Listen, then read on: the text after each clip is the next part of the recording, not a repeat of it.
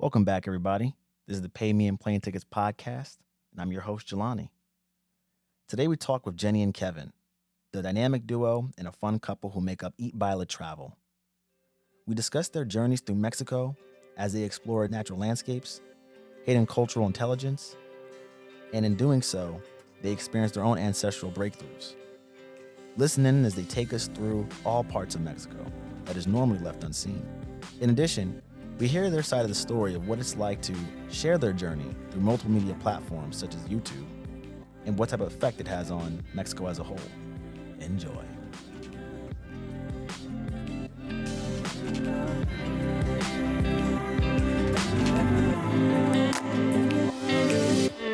Hi, how are you guys doing? Great. Thanks for having us. Not so famous, but thank you for making me blush. I appreciate that. In our world, you guys are famous here. Luckily enough, I actually discovered you guys a while back, but didn't notice it because I had a surf trip to Puerto Escondido. And that's a video I saw of you guys. Yes. Yeah, I was like, oh, I've seen these two before. Yeah. They kept me on game on how everything works and how Puerto Escondido is set up. So I was actually very excited for this one here. Yeah, our Puerto Escondido videos and series are probably the most popular on our channel. Oh, yeah, there I felt famous because it's a small town, and it's like, hey, yo, I saw the video. I was like, whoa. Yeah. Great place. How'd you like it? I loved it. So I was only there for maybe about 5 days. I surfed almost every day. Okay. The waves were perfect. The town's very small, and I like it, and it's very down to earth. It's very much a sleepy surf town that I think is. It is. That's one of the reasons we like it too. Yeah, it's grown a lot, but yeah, it's still got that essence of small town. Yeah. Right. So let's start from the beginning. Where are you both from? Oh, great question. We're actually both originally from Chicago. Random fun fact that you didn't ask for, but we were born at the same hospital almost 7 years apart. Oh, wow. We're a married couple, so married couples to have that kind of coincidence, that's pretty interesting. But both of our families separately, of course, migrated to Chicago from Mexico. My family in the late 80s and his family in the mid 70s, late 70s. Yeah. Okay. Pretty much generations in Chicago, and then you guys, well, Mexico, some in Chicago. Right. So we're both the first generation born to an immigrant family in the US. So that means a lot to us as to who we are. It informs how we travel and just the kind of people that we are. Okay. And then how did you two meet? What's the cute meet? The meet cute story. We were co-workers for some time. We just met there, and then we're friends with no interest. It wasn't love at first sight at all, but it was love at first trip. Yeah, there you go. I like that. That. Travel is what really brought us together. Love at first flight. Thank you. I knew that would be a funny term for that. Yeah, I mean, I met her up. She was studying abroad in Spain, and she jokingly invited me out to Spain. I was like, yeah, sure, whatever, I'll meet you up. I ended up buying my ticket. I actually did not think he would say yes, and so when he actually showed up, it was like a huge shock for me. But I was like, yeah, this guy is down. He's down for whatever. That shows serious commitment right there. Yeah. Even if it wasn't specific interest in me, I love that he liked to travel, and we've just been traveling together ever since. It's been 8 years now. Nope, 9. Beautiful. 9. Thank you. It all just adds up. It all adds together. We're in a new year, so yeah, we're getting there. Years. I got you. No, that's a very beautiful union you guys have, and I can always tell the genuine between you two when I watch your videos. Really? Oh, thanks. That's good. Yeah, it does seem very good. I feel like we're the same person whether you talk to us live or in person on the phone. I mean, hopefully it does transmit that way. So thank you. I appreciate that. So who was the initiator of let's travel forever? Let's travel. Let's do this for real. Was it maybe equal both sides, or was it one of you two? No, I think it was definitely Jenny. She was not necessarily travel forever. I think the goal was to live in a new country, and that goal was definitely established by Jenny. I never really thought about living outside. I always loved to travel and move out different places, but never to live in a new country. Okay. So I got to give all the props and goal setting for Jenny on there. But what happened we started out as let's move to a new country, and then somehow it just turned into, well, let's travel all of Mexico. Let's focus on getting to know the country that we call home, even though we were born and raised in the US. Mexico is still an important part of who we are. And so we decided we would spend at least a year traveling all of Mexico and looking for a place to call home. Our families are originally mine are from Zacatecas and Kevin's are from San Luis Potosí and Veracruz, but we didn't feel like we necessarily had to settle in those places. We wanted to explore as much of the country as possible. We have, I think, around 22 out of 32 states, if not a little bit more, in Mexico, and we want to get to know all of them to really know where we will eventually call home. But as I'm sure you know, travel is addicting, and so we took a small break from Mexico, and we're actually spending a few months in Colombia right now. Oh, okay. And so how you guys liking Colombia right now? Oh, we love it. We love it. We came specifically, so we love to dance, especially salsa. Baila. And we're in the salsa capital of the world right now, which is Cali, Colombia. And it's not the most touristy place, but man, it feels very homey. The food is delicious. People are wonderful. And of course, going out dancing is the dance culture here is top notch. Yeah. Super fun. Okay. Well, you know, I have a trip to Colombia for a few days in Cartagena for a little surf trip again. Most of my travel is always surfing. So I think you guys are gonna have I think you guys are having a much more authentic Colombian experience than I probably will have. No, I think Cartagena is very Colombian. It's very different. It's a very different region. So you'll get a very different region experience. I think that it's not like Cancun or anything like that, where it's like a little bit, you know, washed for tourism. No, you'll find a very different experience, but it's very Colombian still. So Cartagena, it's a Caribbean Colombian versus Andy. Okay, got you. Versus you're gonna love it. We love Cartagena. I'll take it in because I am Jamaican, so I can do a little Caribbean, but I can't dance, so we'll see about that part. Hey, bro, we got to get you on some dance classes or something. I know. I mean, I can whine, but you know, I need wine to do that. There we go. So, you mentioned you were basically journeying through Mexico, not only to find a forever home or way to maybe live in Mexico, but you also were exploring your heritage and your culture, right? Exactly. Yes. And so, did you stumble upon any discoveries in any particular country within Mexico that shocked you or maybe solidified a fact about your culture or heritage? Oh, there's so many. I know one that immediately comes to mind is our discovery, and I say our discovery because it was information that was known.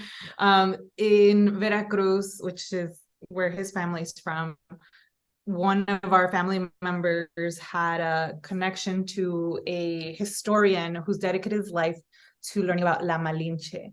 And if you haven't heard of La Malinche, she was Hernán Cortés, the Spanish conquistador, she was his right hand. She was an indigenous woman of this area, of this region in Mexico, who translated for him and basically was a big part of the reason for his success in conquering over the indigenous populations in Mexico.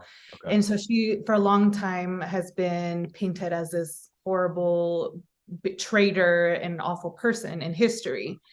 But through this historian that we met in Veracruz, he told us another side of her story that is very little understood. And so we had this incredible opportunity to make a video telling that other side of her story. It's one of our favorite videos that we've made, and one of my favorite cultural learning and understanding experiences that we've been through, because it just showed me another side to this story, to the culture, and especially something so sensitive as the colonization part of the history.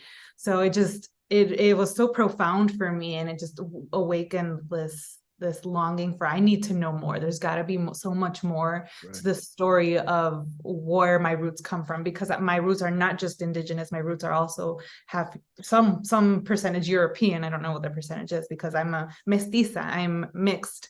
Mestiza. Okay. Mm-hmm.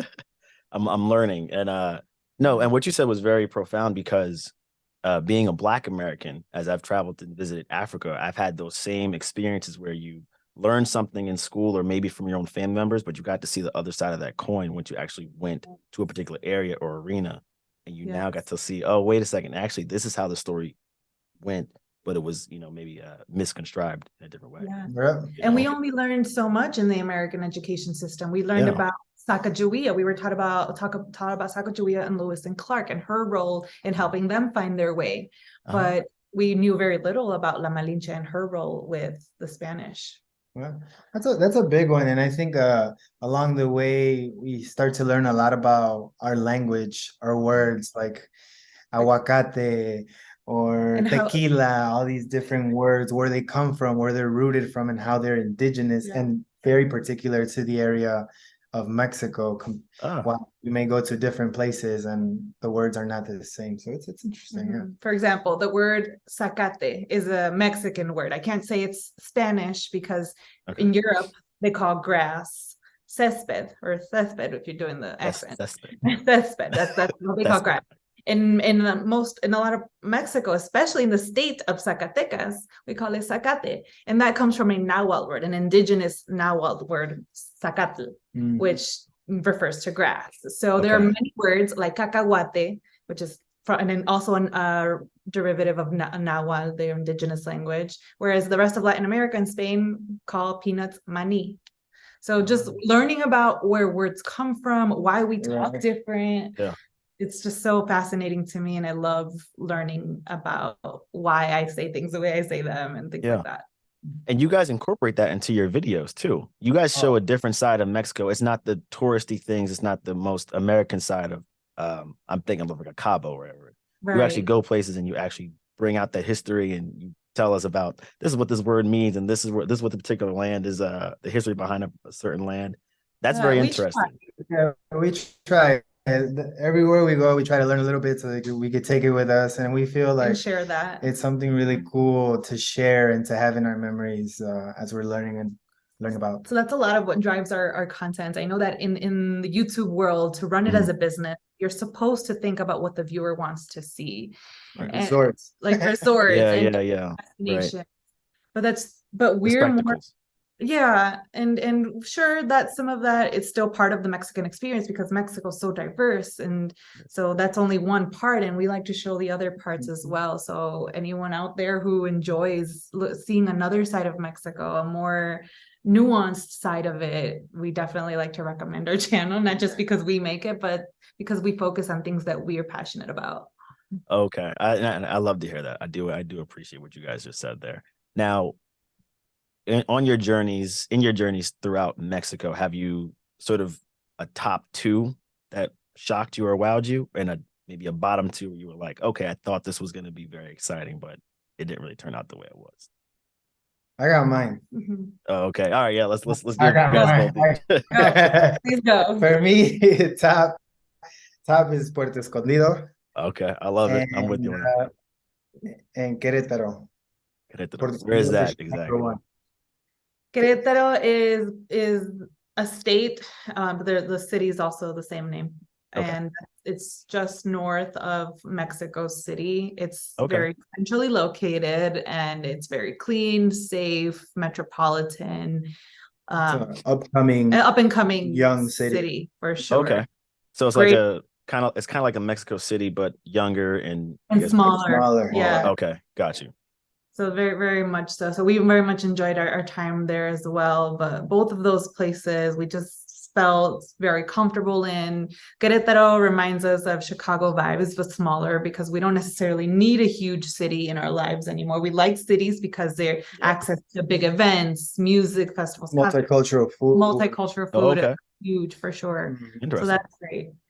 So that's his two. I would agree with Puerto Escondido. I love Querétaro as well, but one that really just wowed me, to maybe try to answer your question, and I wasn't expecting to be so wowed, I think, was San José del Pacífico, which is a small town in the mountains of Oaxaca. So these are two of these are in the state of Oaxaca. Oaxaca, right. in San Jose del Pacifico. Next to San Jose del Pacifico, there's an even smaller town called San Mateo Rio Hondo. And for anyone visiting San Jose del Pacifico, we recommend actually staying in the next town over, San Mateo Rio Hondo. I was just amazed with that entire mountain region of Oaxaca. It was just so green. It was lush and beautiful. Just a nice, beautiful getaway in the mountains. It's the mushrooms capital or mushroom center of Mexico, where the indigenous people use mushrooms with medicinal and healing purposes. We didn't try them, but we hope to go back during their mushroom festival in July, August, and maybe try some stuff there. But what's beautiful, a mushroom festival, I never even thought it is. They have an actual mushroom, and they're not all psychedelics. There a lot of them are also used in cooking and there's over 20 types of mushrooms. Yes. So we're not just talking psychedelic kind.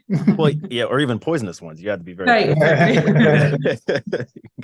You can go that route as well.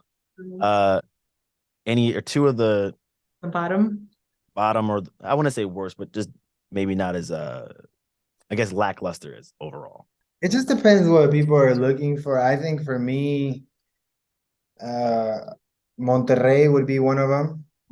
I would skip. I liked it because I have family there, and my family there is awesome, and they showed us around and had a great time. But as a tourist, I think I would skip. That would be for me. And the reason probably being that it's a huge, expensive city and very, very polluted, like heavily, smog is very dense.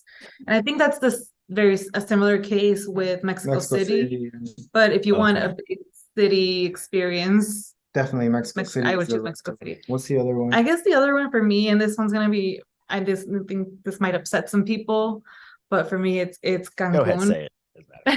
It's Cancun. I know that the entire world, it's the most commercialized, and it's the one destination that when people think of Mexico, it's probably the first destination they think of. More than likely, and I understand why, because it's the most commercialized, but there are less expensive, even more beautiful places. Or if you're gonna go to Cancun, go to the Cozumel Island, go to Isla Mujeres, or go to Merida, the city next up, like 3 hours from Cancun. And then there are beautiful, more virgin beaches on the north of the Yucatan Peninsula that are worth seeing. And I would for me, Cancun, especially lately with the sargassum issue, it's just such polluted waters now. There's still beautiful beaches certain times of year, but they're having a lot of issues with seaweed washing up on shore and just like taking over the beaches, and they're just not as comfortable as they used to be. And I don't think that happens all year round,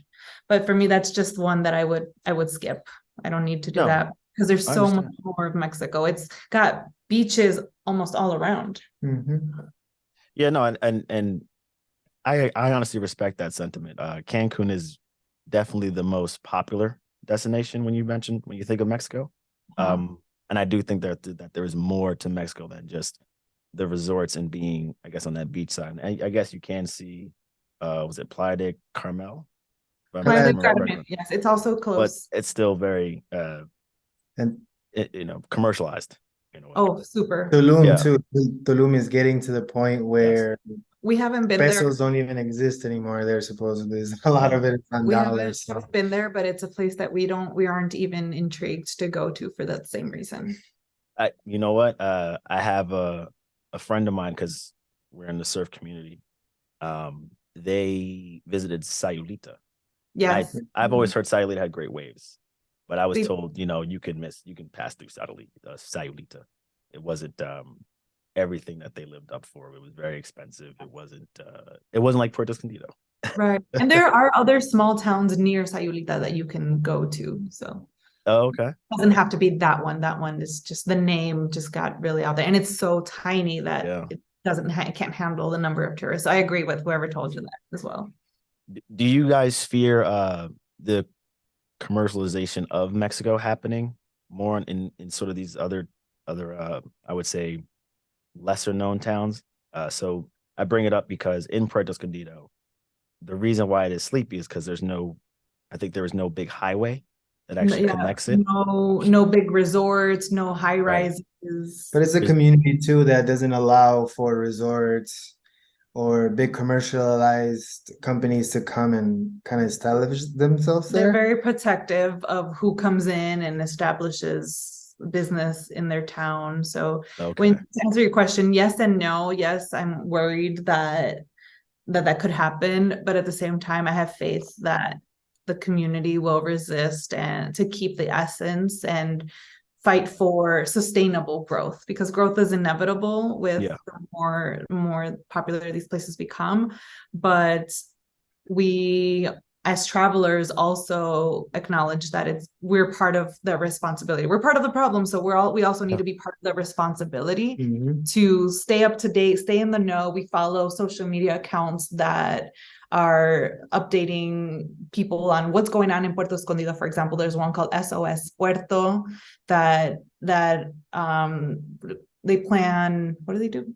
They plan protests for certain projects that they're against, or they host community meetings for people to come together and right now solve issues with trash. They're actually working on an urbanization project to make sure that Puerto Escondido just doesn't grow. Right. Without a plan.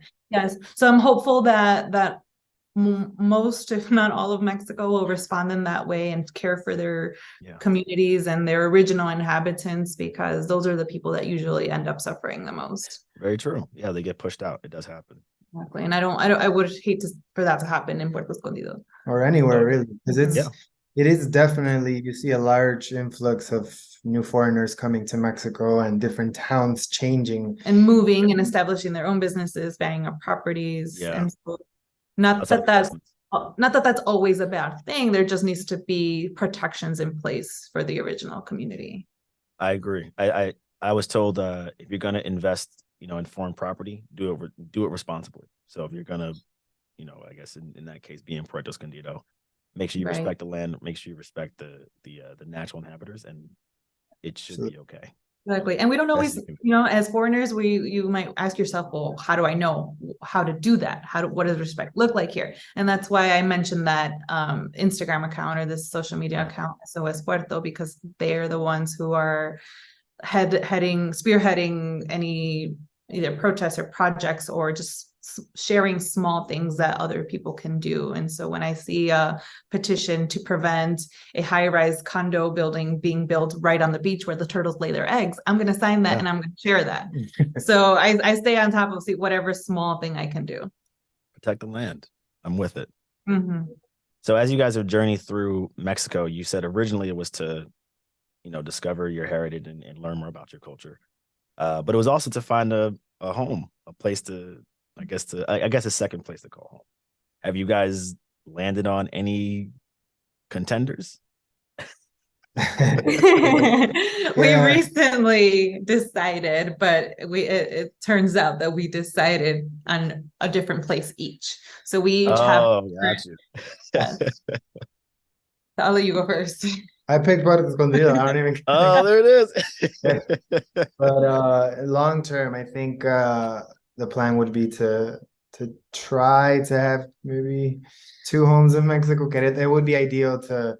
The other place is Querétaro. That's the one I chose. But ultimately, he's getting at the goal. The ultimate goal is to live part-time in Puerto Escondido and part-time in Querétaro. That sounds beautiful. I think those both could work. We've got a city experience that's got more temperate weather, but it does get a little cooler. We can escape the heat if we want to. 60 degrees at night. That's really cool. Yeah. 60 degrees at night for me is comfortable. And then Puerto Escondido the rest of the year. And so we're still trying to figure out what that's going to look like and how to make that happen. But that's the goal. Okay. In Mexico, which country in Mexico would you recommend for the best food? Oh my gosh. You mean state, right? Which state in Mexico? State. Okay. State. Yes. I have 3. Michoacan. Number 1, Oaxaca. Number 2, Veracruz, and number 3, Michoacan. Okay. How about you? Only we haven't yet been to the state of Sonora, which is the one that borders Arizona. But we've heard amazing things about their cuisine because it's a desert land that has beaches and ocean. So they have amazing, I've heard they have amazing seafood and amazing meats as well. But we haven't been there, so we can't say that yet. Otherwise, it would probably make it to the list. The Baja California region also has amazing food. We have been there. It's amazing seafood, and it's also desert type land. So they just have this interesting mix. I will also say Oaxaca and Veracruz. The Veracruz cuisine, while it's a state on the Gulf side, but it is the first port that was established in Mexico, the port of Veracruz. That's where they started importing products from other places. That's where they started bringing in other cultures. And so you have a really interesting mix, like lots of Afro influence in the cuisine as well. So the food there is delicious. Oaxaca, Veracruz, and Baja California for me. Okay. And what's the driving meal? So like what's the go-to when you're in Oaxaca or Veracruz? If I'm gonna throw myself in there, say, okay, I'm here. What's the first thing I eat?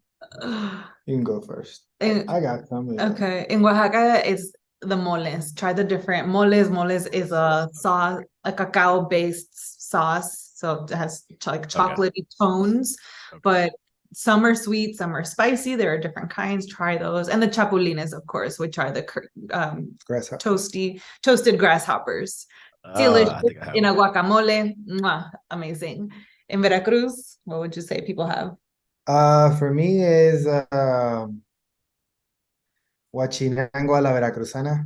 It's a red snapper. A red snapper fish made with a bunch of different ingredients like olives, olive oil, tomato, a little bit of spicy onion, tomato. It's just delicious. I can see it. I can taste it now.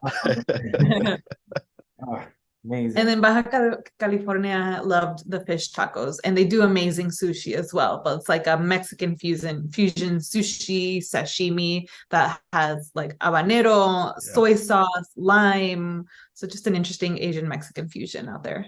Beautiful. And I like what you guys mentioned. Like you mentioned, there's an Asian influence and there's also Afro influence. And I like to hear that they have this mixture of all different cultures coming into play. Really the West Coast is a little bit more like a Asian fusion, and the East Gulf Coast is more Afro fusion, Caribbean too. So it's pretty cool. That's right up my alley. I'll take it. Okay, now, so I mentioned earlier, I discovered you, or Mike and I discovered you through YouTube. So who started YouTube? Who decided let's go on YouTube and actually share our journeys through Mexico? It was a conversation. I think we were on a bike ride through the forest during the summer. During COVID, we would go. This is a fairy tale. I remember the moment now that you ask, and I've never been asked this question like in this detail. Well, the thing was that like Jenny had some coworkers that were like, "Yo, man, y'all go to places. Why don't y'all share it with us and make a Instagram channel and whatnot?" And then I think one day we might have been riding down our bikes and I was like, "Let's just make a YouTube channel. Like, let's give it a shot." And then we started kind of like looking into like other YouTube channels to see if there's others that we like or relate to. And we're like, okay, we like them. We can do this. We were inspired by this couple named the Yarbros. The Yarbros, yeah. Have you ever seen them? I may have. I'm terrible with names. If I see their pictures, I might have. Okay. They're a Black African-American couple from the US who were in Mexico at the time. And we were just excited to see people of color on a YouTube travel channel. And we're like, we don't normally see that. And then we realized that we also don't normally see many Latino or Hispanic YouTubers in English. Yeah. Right. Yeah. So we're like, there has to be an interest. Like I know that the travel vlog market is very highly saturated. There are lots of content creators in that niche already. I'm like, but maybe we can bring something a little bit different. And if the Yarbros are doing it, we should totally do it. So I want to give them a shout out for inspiring us to start the channel because I loved what they were doing and I felt like we could do our own version of what they were doing as well. And how many years have you guys been doing YouTube? 2 years now. 2 years now. 2 years. Beautiful. And so now that you guys have been doing it 2 years straight, 2 years strong. Has it gotten easier or tougher given the landscape of YouTube and all the different media platforms that are in competition for views and Right. I think it gets attention? tougher. Yeah. It gets tougher. Yeah, definitely. Even though we've built these skills over time, we're getting better at editing and making the content, but the actual production and YouTube guidelines change All the every so time. often. I heard that. Yeah, I've heard about that. Yeah, so it's definitely getting tougher. We've even like thought about stopping our YouTube channel because maybe we can dedicate energy elsewhere. Yeah, it wasn't producing especially the financial results that we were hoping for. And we thought, well, maybe 2 years is a good enough try. And then we have supporters who convinced us to stick through it, and we love it enough that we're gonna stick it through. But because it's not, we're putting more than full-time hours into something that's making us part-time money. So it's challenging from a financial standpoint. So luckily recently we've had collaborations with Travel and Leisure, their New York-based magazine. I saw that. Yeah. And so they reached out to us for a couple videos. So we've collaborated with them, and that was great. But the channel is still just very slowly growing. And I say very slowly because it hasn't grown to the level that we would have liked to see, but beggars can't be choosers. We're here just producing the content that we enjoy and hoping that people enjoy it too. And that kind of answers too, like a lot of the questions that I had before starting the YouTube channel, like why aren't there more, YouTubers of color or just like from our backgrounds? And it's expensive when you really think about it's very expensive. Traveling full-time is expensive. Moving around, and it's stressful, it's expensive, it requires so much time. Right. And making the videos requires a lot of time and resources that are not being spent working a more lucrative job, for example. Right. So, but yeah, it's been nice. We have some great memories. I think personally, there's still a couple more goals that I would like to reach in terms of the YouTube, and then see where we go from there, at least for my goals, So like from when we started our channel was find a home, right? But then it moved into getting to explore all 32 states would be one of my goals.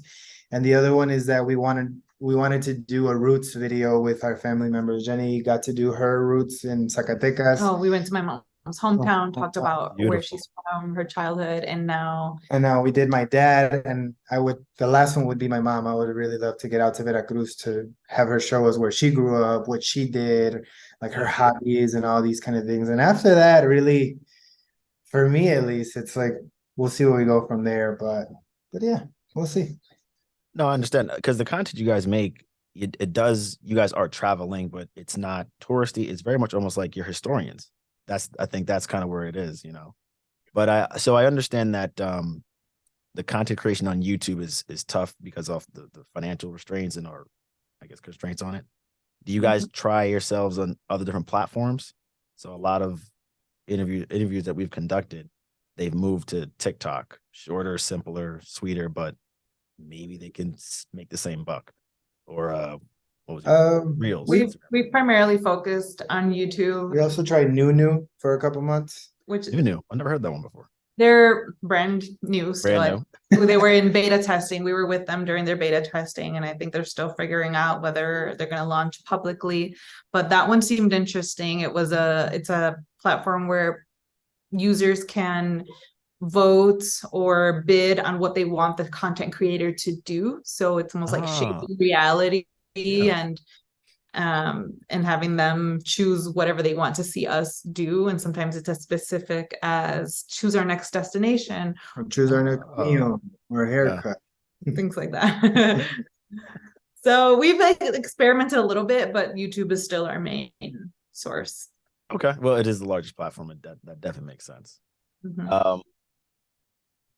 So the question is, do you plan on exploring outside of Mexico? Maybe, well, I know you're in Colombia now. There's some South America, maybe some Europe, maybe Africa, Asia. Is there any plans for that? So we are, because our journey started out with such a strong focus on Mexico, we largely build an audience with a specific interest in Mexico.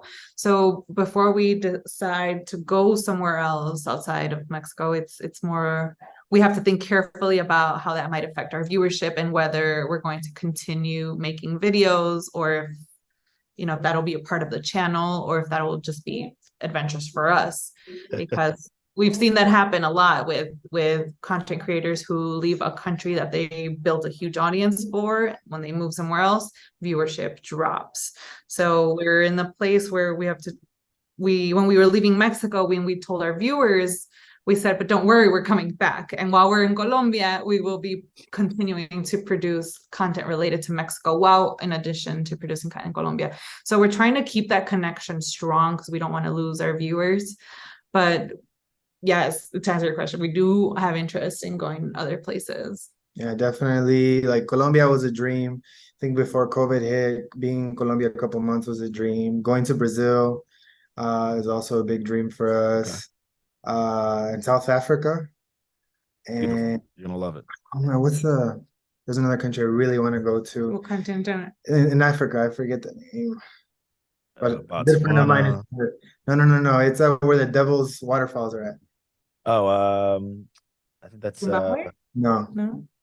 Yeah, I think it was Zimbabwe. Wait, the Devil's Waterfall, like where you hang on the cliff? Yeah. Yeah. That's Victoria Falls, no? Yeah, that Victoria might be Falls. The Devil's Pond, I think. Tanzania? No, it's Oh. we'll figure it out before. But yeah, I have some friend that's from there, and I would love to maybe visit her and her family there. So well, don't fall off. We'll try. We'll think of you. So you guys are basically gonna so there's plans to explore YouTube, traveling to different countries, and then also you guys also want to travel to different countries as well. So absolutely. Yeah. Right. But if YouTube's not making money by the time we're wanting to move on to these other places, we don't know if we're going to continue making videos and bringing people along with us, because there was just last month that we were thinking of quitting YouTube so that I could get a full-time remote job, because right now only one of us works full-time remotely, and that's Kevin. And I spend more of my time on our YouTube stuff. Okay. I understand. No. Look, travel content creators have it tough, mainly because as compared to a comedian content creator, they can make it in their closet and it works out for them, while people like yourselves have to actually travel somewhere, and you have to first spend that expense before reaping the investment. Yes, and then it can take a while. So yes. We just need somebody to pay us our airplane tickets. Pay me in plane tickets. Pay me in plane tickets. I love it. So before we get to the fun stuff, what is the plan for the rest of the year? Oh gosh, you want to come up with it for us, because we still don't have one. So we arrived to Colombia with the intention of staying the 90 days that the visa allows as a tourist. And then we thought, well, we'll probably extend because we're comfortable here. We really want to focus on our dancing. We want to focus on some health goals as well. And that kind of requires staying put for a little bit. Okay. Beyond that, we were looking at Brazil. Okay. And beyond that, we really honestly don't know. We might back in Mexico. We honestly wing it sometimes from month to month as opportunities come up. When we were in Durango, Mexico, our plan was to continue going north and go do more of those northern states, because we haven't done a lot of the northern states yet. But then we got a call/email from Travel and Leisure and asked if we would do a beach town in the state of Guerrero, which is in the opposite direction. So we're absolutely, we changed our plans. Thankfully, we didn't have any major flights or anything. So we changed our eating plans too, so we can fit in a bit. We changed a lot of plans. We made it happen. Yeah. We don't plan too far out. We have ideas, like we might do Brazil. We might find ourselves in Argentina later this year, or we might find ourselves in Europe, or back in Mexico building our home, which is going to be happening hopefully sometime this year. But everything is still a question mark up in the air. Okay. So we'll say up in the air, but who knows what can happen. It's a great thing can happen. Exactly. Yes. All right. So here on Pay Me in Plane Tickets, we ask a few little fun questions. So let's see. I think most would relate to you guys because I don't think. Yeah, it might. So if you had to get paid in plane tickets, which airline would you get paid in? Ooh. That's easy for me. Or what is it? Yeah, I take from the ones I've been on would be Turkish Airlines. Turkish. Okay. Interesting. Why Turkish? Yeah. Is just like the nicest seats and everything. I've never been on They're that. just like extra nice, man. They were like they gave us a whole set of like eye mask, socks, lip balm, toothbrush, lotion, face wash, sandals. In addition to the food was fantastic. It was a luxurious plane ride, and we were in the main cabin. We weren't even business class or anything. Oh wow. That was very nice. And Turkish Airways, they fly within Mexico or no? No, I was to say, yeah. It was when we went to Turkey way back. Maybe a few years ago. Maybe Mexico City. Maybe. But not with they wouldn't go from like Mexico City to Cancun or anything like that. But I was thinking more of like somewhere on this continent. No, you could pick anything. Anything. This continent is rough. Yeah, this continent is rough. I can't say that there's any airline that I love. Oh, I'm gonna say United Airlines. That was actually my first thought. That was my first thought. United Airlines was my first And I'll tell you why. Because when we were here in Colombia 3 years ago in March, and we were heading back because COVID started to lock everything down. It was the week they were starting to shut borders in different countries and airports. So the airport in Cartagena was just a few days from shutting down completely. And so we went to the airport and there was chaos. There were people who were there because their flights were canceled. Wow. And we were among the few whose airline did not cancel on them. So we're like, thank you, United. I'm just glad to hear that because I've been on this podcast for a minute and nobody's picked United, and I'm a United baby. So hey. United Airlines like helped us out because they didn't. Almost every airline left everybody stranded in Colombia, and every major American airline too. United was the only one that stayed, and it was crazy. It's something out of a zombie movie, but it was they treated us well, and even the person at the desk with the airline was like super nice. He had a lot of emergencies to attend to, but he wanted to help us. So he asked for our phone number and he sent us WhatsApp messages later with our options to like move our flight around. And he just went above and beyond to help us out. We're like, oh, that's serious. Yeah, that's major. Oh yeah. We were like, we're gonna bring you a bottle of tequila next time we come to Cartagena. So nice. He deserves it. We still owe him. So it's Turkish Airways for international and then United. I'll take it. I'll take that. Do you guys use like a go-to debit card or credit card for your points, or do you guys even play that game or no?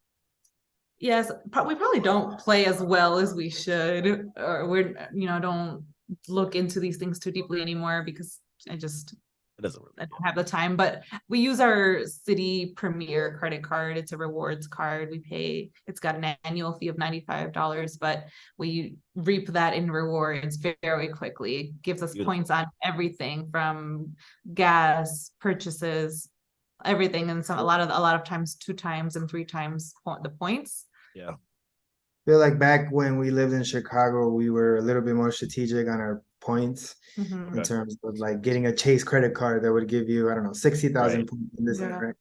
A little less now. I think it's harder to get access to different credit cards, but we stuck with our City and it's been fairly good. Yeah, Chase in the previous years has been good for us, but now we just have our City Premier. Okay. Oh, but this isn't a credit card, but our travel hack recommendation when it comes to spending money is using a Charles Schwab checking. Oh yes. Account. Yes, because they reimburse all ATM fees anywhere in the world, and so that's just been a huge lifesaver. So if we're not using our credit card, we're withdrawing money from our Schwab account. Yeah, Schwab has saved me 1,000 times. Do you guys have a traveling pet peeve? Ooh. Like with each other, with other people. Ooh, that's a good one. You guys are the first couple on this one. I would say not with each other, but just in general. Oh, that would be fun. You can give whatever answer you want. I won't be mad. All right, let's go. Right? Let's go all the way in. So, couple pet peeve is that Jenny likes to pack maybe like 2-3 hours before the flight, and that drives me bonkers. Like it just drives me crazy. Like, or just like silly, she's like, oh, the flight's at 6 o'clock. I'll be there like at 5:15-ish, 4:55. I should be fine. And I was like, oh my God. I don't like waiting. I like to just get there and just walk right into the plane. It's also a habit we built because we haven't flown a lot within Mexico. We've actually chosen to take a bus. We do a lot of buses, overnight buses. Okay. And things.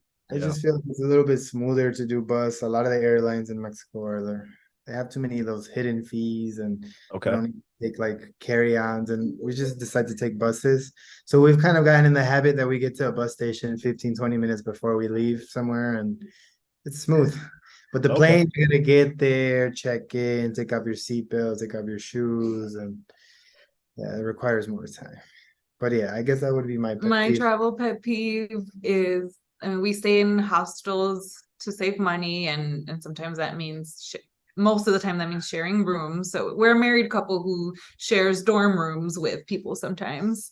Ooh, okay, got you. And my pet peeve is like when the rooms smell really bad. I mean, I don't know there's not much I can do about that. That's other people, but you know, when the room is hot and smelly, rough. That's rough. And I get it. I can't even be mad because I've had a situation where maybe my shoes got wet during the rain one day and then they get all smelly and I just don't have anywhere to wash them. So I'm not even mad about it, but it is rough. I can understand that because Mexico is a very hot climate, so it makes sense, where that can be a pet peeve, especially. Now you mentioned that you guys do stay at hostels, but do you guys normally do Airbnb or hotel? We do Airbnb like 70% of the time. And do you guys prefer that or no? Oh yeah, we depending on where we're going and how long we're staying, we definitely like to try to get an Airbnb with like a kitchen or fridge so that we can buy groceries and cook our own breakfasts and have snacks at night.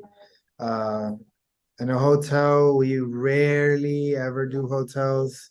Yeah. Just for the same reason. I think it's tougher to They don't save money have in kitchens, or sometimes they're, I don't know. No, hostels more so for the social aspect and for the kitchen.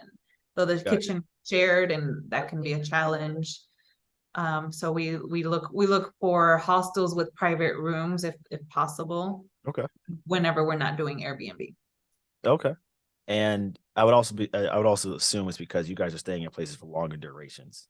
Hotels just aren't economical in that sense. Yeah, we try to stay at least a week or 2 weeks wherever we go, just because I'm moving around so much. It gets exhausting. Of course.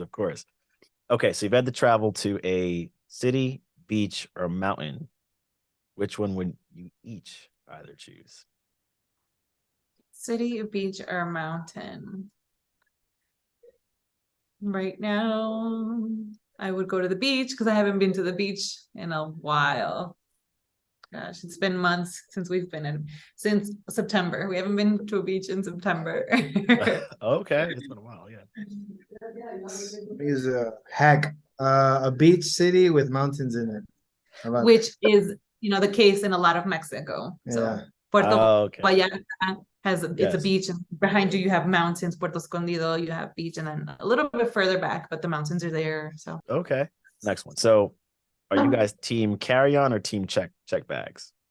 Oh, we're team carry-on all the way. I figured that because of the buses. Except we do have a check-in bag right now. So we have this problem where we start out with carry-ons and then somehow we end up accumulating stuff.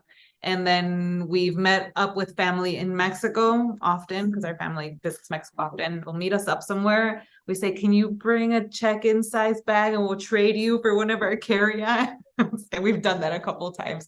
So we're team carry-on, but we cheat sometimes.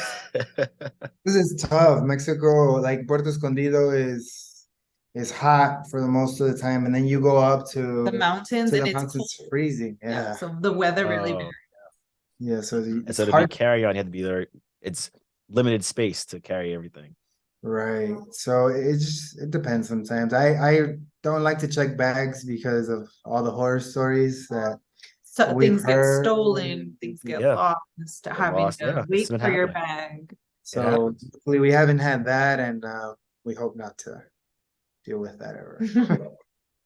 All right, the penultimate question we have here is: if you had to travel to one location for the rest of your life, where would it be? Oof. Like, am I living in this place or am I traveling to and from this place? Traveling to and from.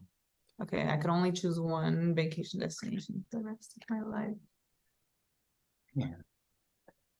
We got them on the hook. Honestly, Mexico has it all. Like, Okay. if I'm choosing a country, Mexico has it all. It has beaches, it has mountains, it has jungle, it has desert, it has all the food and the best food, and the North food is different from the South food, and for me, it's everything I could ever need. Were you asking for a specific place or a specific country? No, you could say a country. You could say a country. Yeah, you could say Mexico. Yeah, definitely. Mexico. Yeah, I mean, it's just, yeah. But if we Fits the had to bill. pick something outside of Mexico, because not everything can be about Mexico, I really did love Brazil. Brazil and Brazilians, that like Brazilians and Mexicans, I feel like it's just like this camaraderie, like this, they love Mexican culture. I love Brazilian food. We practice Portuguese. The nature, the Amazon is incredible, and just the party vibes and the happiness that Brazilians exude. If I had something outside of Mexico, it would be Brazil. I would choose Colombia, something outside of Mexico. Okay. We typically ask if who's the PTO finesser or a digital nomad, but you guys have kind of surpassed that whole thing. We're still PTO finessing over here. No, that's pretty much what we do day in, day out. No, I'm looking forward to it, and I'm looking forward to seeing you guys' more travels and your journey. EatBailaTravel. Yeah, Yes, for sure. thank you. Thank you. Because eat, dancing, and travel are the best things in life. I mean, what else is there? Surf. Surf, sorry. I'm just not a good surfer, so I'm like thinking about surviving, and I'm not at the part where I'm having fun yet because I'm still like panicking in the water, but I'll get there. No, you got it. You got it. Look, here, I'll make a deal. I'm gonna practice my dancing. You practice the surfing. For sure, absolutely. You Get back to deal. the beach. Yeah. Thank you. That sounds like a deal.